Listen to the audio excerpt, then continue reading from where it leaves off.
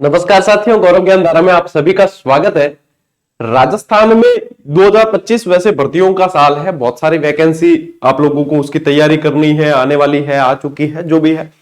लेकिन शिक्षक बनने का जिनका सपना है, देखो शिक्षक में अभी तक आप लोगों का ज्यादातर जो ध्यान गया है वो है ये है कि grade 3, second grade, first grade, ये शिक्षक बन गए। उच्च शिक्षा में चले जाओ तो असिस्टेंट प्रोफेसर बन गए। लेकिन जैसे कि अपने राष्ट्रीय शिक्षा नीति 2020 है, उसके अंदर पूर्व प्राथमिक कक्षाओं पे बहुत ज्यादा जोर डाला गया है, तो उनके लिए नर्सरी टीचर की आवश्यकता बहुत ज्यादा होगी और उस पर बल दिया जाएगा। मेन चीज ये है कि ये जो नर्सरी टीचर वाली वैकेंसी है ना, ये 2 बार हो चुकी है पहले, लेकिन इतनी ज्यादा पोस्ट पे नहीं हुई थी। इस बार बहुत ज्यादा पोस्ट पे होने की संभावना है।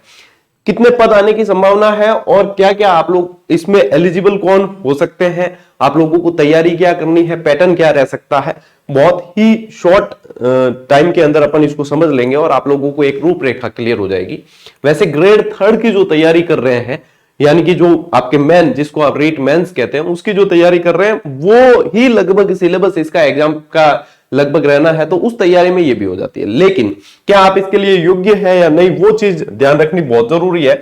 और 2025 और 26 में जो एग्जाम हो रहे हैं, मैं तो ये कह रहा हूं, चाहे कोई भी, चाहे चतुर्श्रेणी कर्मचारी में भी आप लग जाओ, चाहे किसी में भी लग जाओ, गंगा ना लोगे। क्योंकि प्राइवेट सेक्टर में इतनी सैलरी आप लोगों को नहीं दी जाती है जितनी गवर्नमेंट सेक्टर में मिल रही है, और 8 पे कमीशन लग रहा है।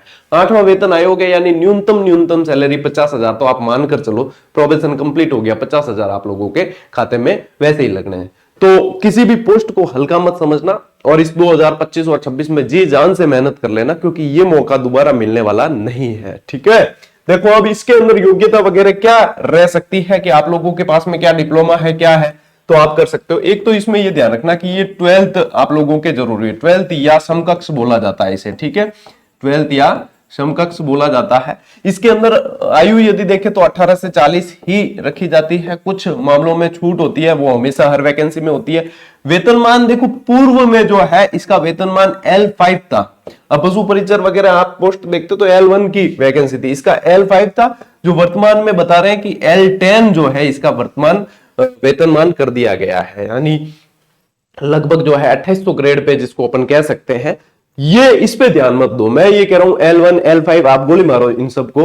आप लोग ये ध्यान दो कि आपको लगना है सिर्फ 50,000 प्लस सैलरी 100% आप लोगों को मिलनी है। बस इसको टारगेट में रखो, बढ़िया मोटिवेशन मिलेगा आपको तैयारी करने का। ठीक है, डिप्लोमा इसके लिए देखो, इसके लिए चाहिए DPSC। अब आप कहोगे सर ये नया कौन सा आ गया, तो ये वही है जिसको NTT कहा जाता है, नर्सरी टीचर ट्रेनिंग कोर्स जिसको बोला जाता है। NTT का ही अब नाम होगा DPSC। ठीक है, या फिर इसके लिए ECCE, ये भी आप लोगों के बता रहे हैं कि ये भी समकक्ष में मान्य है। तो वैसे ये NTT पे आधारित जो है ये भर्ती नर्सरी टीचर ट्रेनिंग की पहले भी कर्मचारी चयन बोर्ड करवा चुका है, और इतनी पोस्ट पर नहीं हुई थी, लेकिन इस बार ज्यादा पोस्ट पे होनी है। ये डिप्लोमा जिसके पास में है वही इसके लिए एलिजिबल होंगे।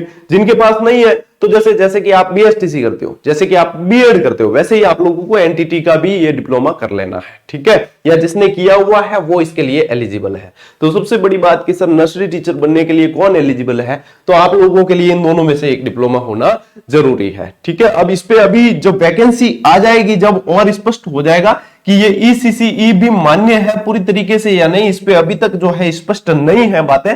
लेकिन ये है NTT पे आधारित पहले भर्ती हो चुकी है, यानी कि NTT तो बहुत जरूरी है। NTT को अब DPSC के नाम से जाना जाएगा। ये डिप्लोमा है तो आप नर्सरी टीचर बन सकते हैं, और तैयारी बढ़िया कर लो। इसमें जो है ज्यादा कंपटीशन मैं कह रहा हूं नहीं है, क्योंकि बहुत कम लोगों के पास में ये डिप्लोमा है। B.Ed और BSTC वाले तो खूब मिल जाएंगे, NTT किए हुए कम मिलेंगे। परीक्षा कैसी होगी, परीक्षा होगी आप लोगों के ऑब्जेक्टिव टाइप। ठीक है, ऑब्जेक्टिव टाइप परीक्षा होगी। अब इसमें क्या चीज रहती है उसको समझते हैं। देखो परीक्षा का मतलब, परीक्षा प्रणाली आप लोगों की परीक्षा स्कीम क्या रहेगी, उसमें आप लोगों के 300 अंकों का तो होगा पेपर, और 150 प्रश्न होंगे, यानी कि प्रत्येक प्रश्न 2 अंकों का हो गया। रिटर्न होना है आप लोगों के। ठीक है, समयावधि आपके 2.5 घंटे की रहेगी, 2 घंटे 30 मिनट की, और नेगेटिव मार्किंग होगी 1/3 अंक। नेगेटिव मार्किंग जो अन्य परीक्षाओं में होती है वो इसमें भी है। पशु परिचय वगैरह में 1/4 थी, इसमें 1/3 है। ठीक है, और न्यूनतम अर्हता जो है वो 40% अंक आपको लाने जरूरी है, तभी आप कट ऑफ में शामिल हो सकेंगे। इसमें भी 5% का रिलैक्सेशन है, जो रिजर्व वर्ग है उनके लिए 5% का रिलैक्सेशन है। यानी 300 अंकों का पेपर होगा, 150 प्रश्न संख्या होगी, 2.5 घंटे का जो है पेपर होना है, नेगेटिव मार्किंग होगी, 40% न्यूनतम अंक लाने हैं। ये जो है पिछली वैकेंसी जो हुई थी उसके आधार पे मतलब उसकी परीक्षा स्कीम ये थी, यानी कि आगे भी यही परीक्षा स्कीम रहनी है। क्या सिलेबस है इसका और कैसे तैयारी करनी है, तो देखो इसमें जो है मेन दारोमदार यदि आप देखो तो जीके का कैसे है, वो भी राजस्थान जीके का कैसे है। राजस्थान जीके देखो, राजस्थान का भौगोलिक, ऐतिहासिक, सांस्कृतिक ज्ञान और राजस्थानी भाषा, ये है आपके 100 अंकों के, ठीक है, 100 अंकों के। यदि ग्रेड 3 का सिलेबस आप लोगों को ध्यान है, मैंने डिस्क्राइब किया हुआ है, यदि ग्रेड 3 का ध्यान है तो इससे हम दे रखा है ऐसे का ऐसे, ठीक है, ऐसे का ऐसे, जो रिटमेंस कहते हो ना आप, वो ये है। उसके अलावा ये भी है राजस्थान का सामान्य ज्ञान, शैक्षिक परिदृश्य, निःशुल्क एवं अनिवार्य बाल शिक्षा अधिकार अधिनियम 2009 और समसामयिक मामले 80 अंक। ये पूरा का पूरा ऐसे का ऐसे वहां से आप लोग टैली कर सकते हो कि ये दे रखा है। इसके अलावा वहां क्या दे रखा है ग्रेड 3 में, विद्यालय विषय। यहाँ पे क्या दे रखा है, यहाँ एनटीटी पे आधारित चीज है, प्रारंभिक बाल्यावस्था शिक्षा, नर्सरी अध्यापक के लिए शिक्षण पर आवश्यक जो है ये दे रखा है। ये आप लोगों के 100 अंकों का है। तो ये स्पेशल जिन्होंने डिप्लोमा कर रखा है उनको पता होता है। इसमें जो है विस्तृत सिलेबस के अंदर इसके टॉपिक भी मेंशन किए हुए हैं। यहाँ पे अपन शॉर्ट में समझ लेते हैं कि ये अंक विभाजन इसका पेपर का इस तरीके से होना है। शिक्षा मनोविज्ञान 10 अंकों की और सूचना प्रौद्योगिकी 10 अंकों की। ये देखोगे तो रीट मेंस वाले सिलेबस में ये है, रीट मेंस वाली सिलेबस में ये है। यानी कि आपके पास में यदि एनटीटी का भी डिप्लोमा किया हुआ है और आप लोग बीएड भी किए हुए हो तो आपको एक ही तैयारी में मतलब 2 आप लोगों के तैयारियां हो जाएगी, मतलब एक ही प्रिपरेशन और 2 एग्जाम की आप तैयारी कर रहे हो, वो वाली चीज हो जाएगी। सिर्फ ये वाली चीज एक्स्ट्रा पढ़नी पड़ेगी आपको, बाकी ये सेम है, ये सेम है। कि गुरुजी तैयारी कहां से करें या इसके लिए स्पेशल कोई कोर्स ज्वाइन करना चाहिए या नहीं, तो देखो आजकल आप यदि वास्तव में चाहो कि हाँ हमें कोर्स ज्वाइन करना ही है तो बात अलग है। बाकी सारी सुविधाएं जो आपको यूट्यूब पर मिल जाती है, बहुत सारे जो है विश्व स्तरीय प्लेटफॉर्म आप लोगों को मिल जाते हैं, जो विश्व स्तरीय शिक्षक मिल जाते हैं जो पढ़ा रहे हैं। यहां तक कि मैंने खुद जो सुदर्शन बैच आप ज्वाइन कर लेना, इसकी तैयारी आप लोगों को उसी में हो जाएगी। ज्वाइन करने का मतलब पैसे नहीं देना है, प्ले लिस्ट में जाकर सीधी यूट्यूब से क्लासेस देखनी है। अपनी सारी क्लासेस फ्री रहती है, हमेशा हमेशा फ्री ही रहती है, अपनी कोई पेड क्लासेस नहीं है, ठीक है। तो सुदर्शन बैच में क्या मैं कॉमन टॉपिक करवा रहा हूं, वैसे भी तो राजस्थान जी के कंप्लीट कवर हो रहा है। उसके बाद में वो जैसे ही कॉमन टॉपिक कंप्लीट हो जाएंगे तो अपन ये रीट मेंस की वैसे भी तैयारी करवाने हैं, रीट मेंस की अपन स्पेशल वैसे भी तैयारी करवानी है अपने को। तो आप लोगों के जो एनटीटी वाले हैं, नर्सरी टीचर बनना चाहते हैं, उनके ये तैयारी ऑलरेडी होनी है, ठीक है।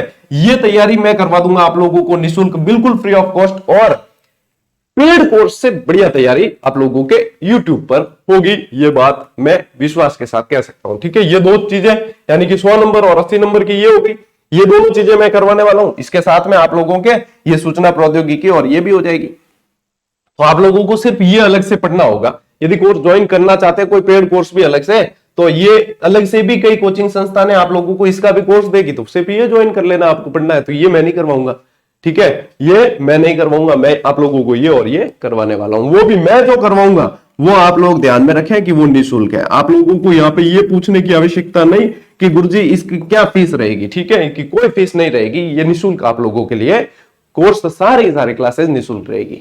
सिर्फ अपने जो है नाम मात्र का शुल्क ले लेते हैं किसमें, टेस्ट सीरीज में, और उसमें भी इसलिए कि उसे 1 साल तक चलानी होती है और उसमें बहुत ज्यादा गुणवत्ता दी जाती है।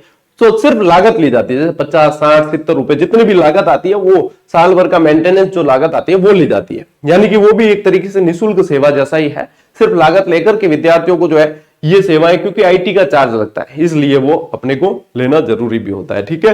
तो ये आप लोगों की तैयारी का आप लोगों को ध्यान रखना है, ठीक है। ये बात ध्यान रखना कि इस बार आप लोगों को दम लगा के मेहनत करनी है। ये 2025 और 26 है ना, आप लोगों के कैरियर को बनाने का साल है। आप लोगों के माथे पर लगे बेरोजगारी का जो दब्बा है उसको मिटाने का साल है।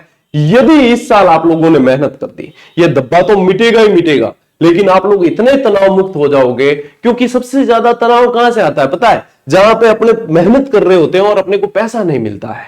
यहां पे क्या है, सबसे बड़ा मोटिवेशन इस बार मुझे जो नजर आ रहा है आप लोगों के लिए, क्योंकि मैं जानता हूं वस्तु स्थिति क्या है, कितनी आदर्शवादी अपन बात कर ले, ये सबसे बड़ा मोटिवेशन है पैसा। और इस बार सरकारी नौकरी जो भी लग गए 8th पे कमीशन लगने वाला है, और जो सैलरी अभी वर्तमान में लोग उठा रहे हैं उसकी 1.5 गुना 2 गुना सैलरी होने वाली है। तो इससे बड़ा मोटिवेशन कोई नहीं हो सकता। करो मेहनत, दम लगा के, अपना कैरियर बनाने का साल है, अपनी लाइफ बनाने का साल है, इसे ऐसे ही गंवाना नहीं है। मैं हर कदम पे आप लोगों को तैयार मिलूंगा आप लोगों की मदद के लिए, लेकिन मेहनत तो आपको ही करनी पड़ेगी, इस बात को ध्यान रखें। चलिए साथियों, इस से रिलेटेड और कोई जानकारी आएगी जो आपको जानना यदि जरूरी होगा तो मैं बताऊंगा। अपन मिलते हैं अगले वीडियो में, अगले सेशन में। तब तक के लिए राम राम, जय हिंद।